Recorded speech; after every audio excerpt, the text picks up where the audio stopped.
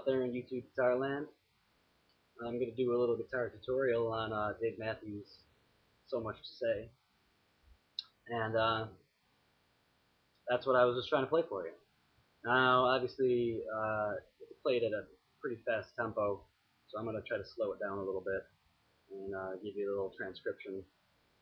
And this is one of those songs where you're definitely going to want to learn it at a slower pace and add the speed to it, and go from there. This song does employ a lot of very common Dave Matthews themes, and it's one of my favorite Dave Matthews songs. To start with basically a slide from your low E, first fret, to your low E, third fret. We're then going to move into some kind of, whichever finger you want to use, you want to be basically barring the, I guess, top three strings, or bottom three, whatever you want to refer to those, but the G, the D, and the E at the 5th fret. And basically, I know that seems weird from going like from that to that, but obviously there is something in between, a lot of like choppiness and muted kind of strokes. I'm going to leave that kind of up to, that would be kind of a really difficult thing to try to go into the full details of. But I'm just going to try to give you the more or less the notes that are being played, other than all the choppiness and that rhythm stuff going on. So we're playing those barred, and then right from that position, you're sliding from that 5th fret on the G string, from the 5 to the 6th fret, and then playing the D string on the 7th fret. So you get that.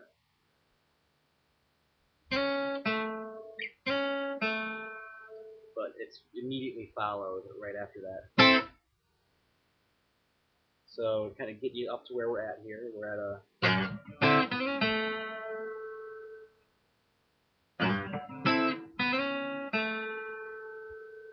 now, when your hand is in this position, whatever fingers you choose to use for that slide, from the 5th to the 6th, you're going to be in the position to fret the low E on the, I guess, 8th fret,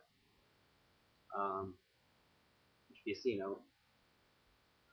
You're going to slide that kind of all the way down and get yourself back to that starting position. So that kind of covers the first part of the riff.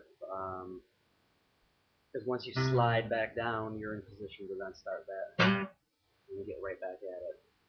So what we're basically at now is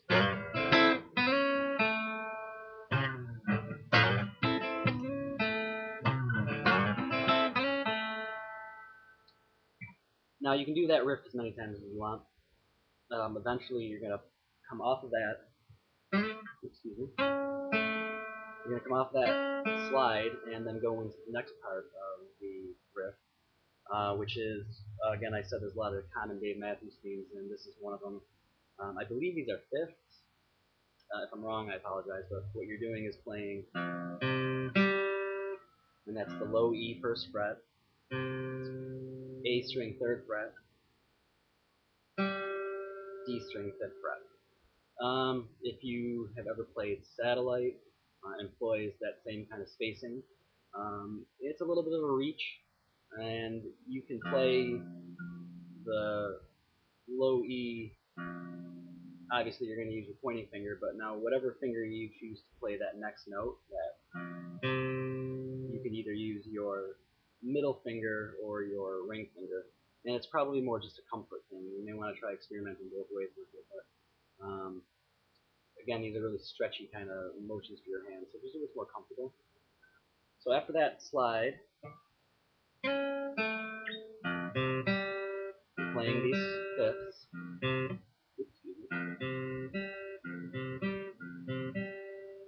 And then we're doing another slide from, I'm not really sure what fret, but just somewhere around that 3rd, 4th fret. Excuse me.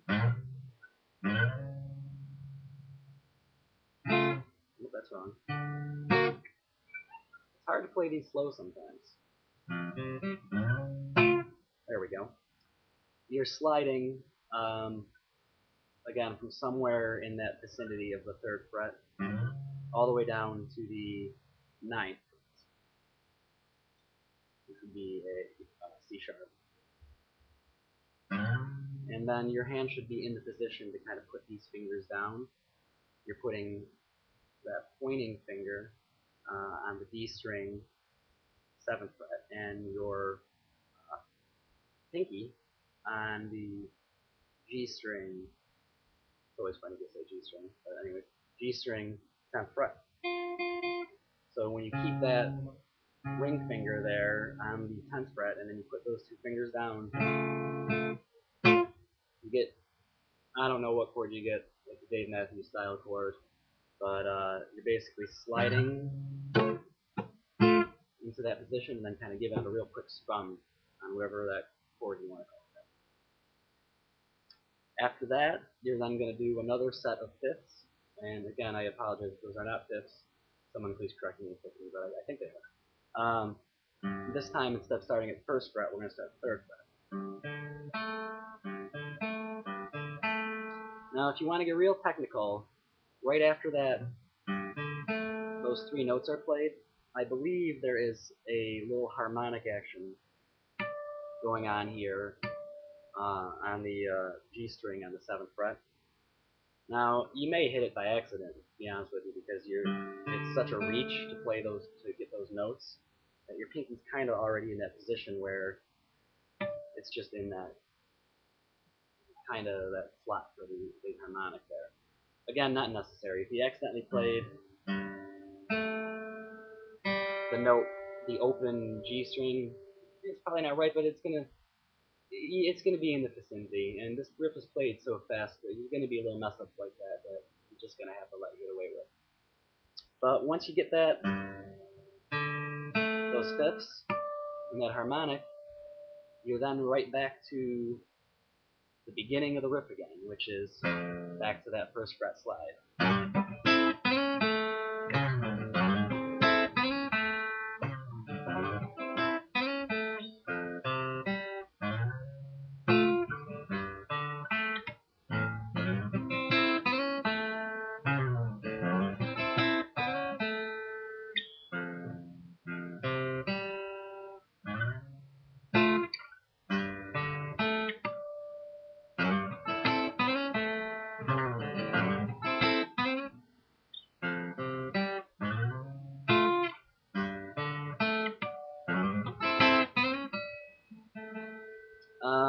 Again, it's definitely a tough riff, and if you don't hit every single note, it's okay. It's pretty tough to hit every single note every single time. I'm sure there are guitar players out there who are better than me that can do that. It's tough.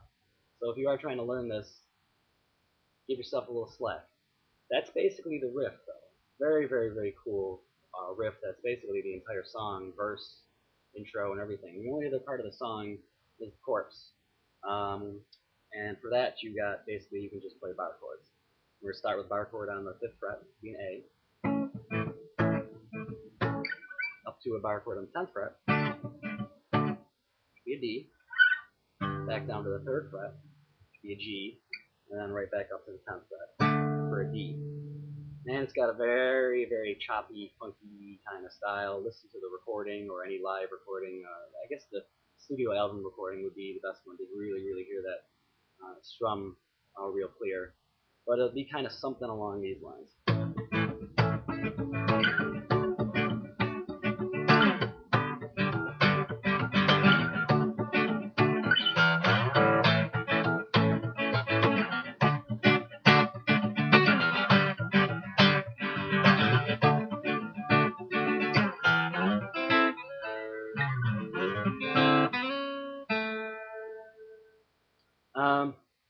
That, by the way, that chorus, I probably was playing it a little slower. It's definitely played at a pretty fast tempo. But listen for the tempo of that. But the chords, I believe, are the A, the D, the G, and then back to the D. That is the song, Meat and Potatoes, the whole deal. Definitely a really cool Dave Matthews song. I remember one of the first times I heard it, thinking, that's a sweet-ass guitar. And definitely a fun one to learn. I hope this helps. If you have any questions, feel free to throw comments up there. But again, keep rocking the Dave.